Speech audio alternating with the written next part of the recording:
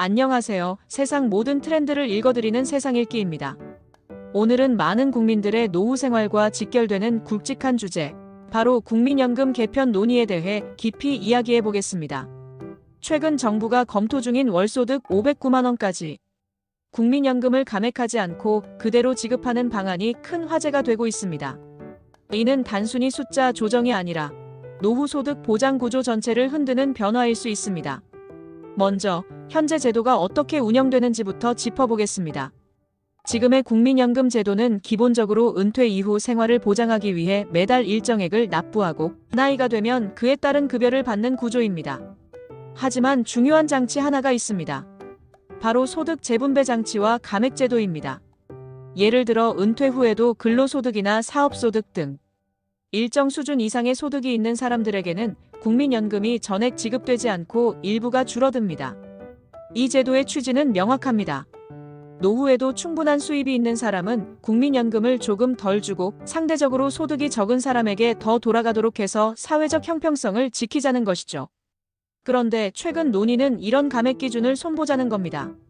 현행 제도에서는 월소득이 약 289만 원을 넘으면 국민연금이 줄어드는 구조인데 이번에 검토되는 방안은 이를 509만 원까지 상향하는 것입니다. 즉, 은퇴 이후에도 월 500만 원 정도를 벌더라도 국민연금을 감액 없이 전액받을 수 있게 하자는 이야기입니다. 이 변화가 의미하는 바는 단순히 숫자의 조정이 아닙니다. 노후 소득 보장에 대한 철학, 세대 간 형평성, 제도의 지속 가능성까지 모두 아우르는 굵직한 논쟁거리이기 때문입니다. 이제 질문이 생깁니다. 왜 하필 509만 원일까요? 509만 원은 현재 국민연금 통계와 평균 소득 수준, 그리고 다른 공적연금의 구조를 고려해 설정된 수치라고 합니다. 정부는 고령층의 경제활동이 늘어나고 있는 현실을 반영해 일정 수준의 소득이 있더라도 국민연금을 줄이지 않는 것이 더 합리적이라고 본 겁니다. 특히 최근 고령층 취업률이 꾸준히 오르고 있고 은퇴 후에도 재취업하는 사례가 늘어나면서 일하면서 연금 받기에 대한 관심이 커졌습니다. 하지만 이 안을 두고 찬반 논쟁이 뜨겁습니다. 먼저 찬성 측의 논리를 살펴봅시다.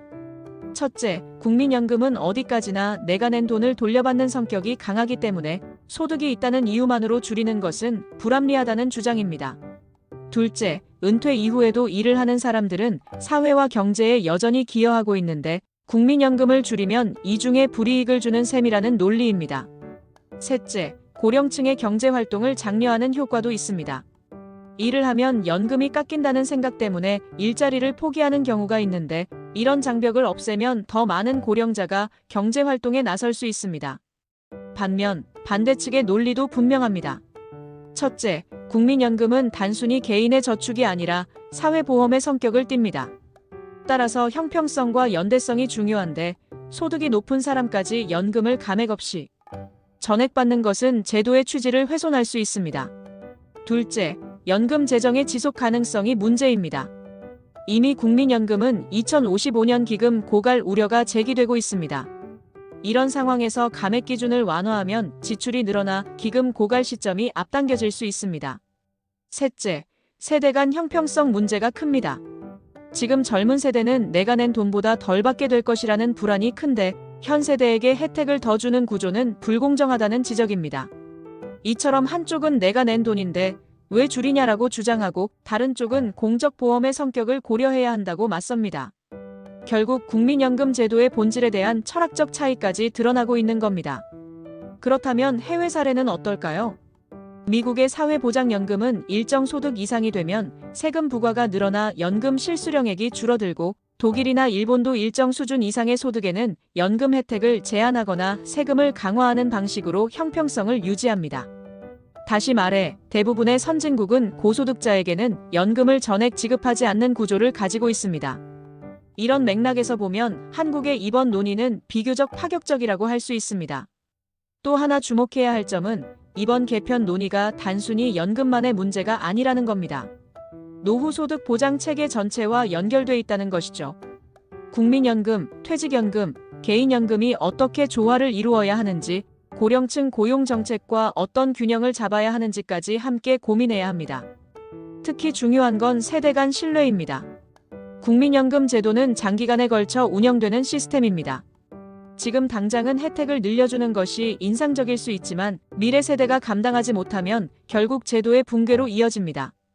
따라서 이번 논의는 단기적 인기보다는 장기적 지속 가능성을 중심에 두어야 할 것입니다. 시청자 여러분께 묻고 싶습니다.